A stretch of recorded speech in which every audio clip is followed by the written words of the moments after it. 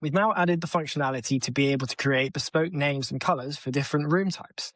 So imagine I'm part of a workspace team as a large organization.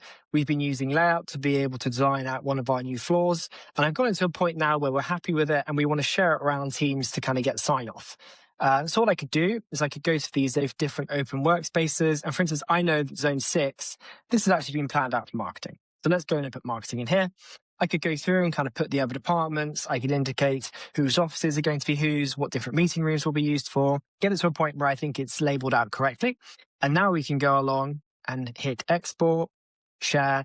And now I can create a shared link. I can also choose what information to share with them, say if they have to put in their email or not. In this case, let's not. But I'm just going to open that up now.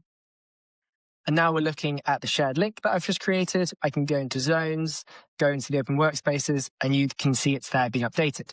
And the great thing about this is once you've created the shared link, you can update it as many times as you like, and it will automatically represent your changes. And you can imagine that if you are a flex operator or working within a co-working business, you could label these differently to say what's been leased, what's still available, color them into different color zones to be able to clearly indicate what's still available and what isn't in your live listings.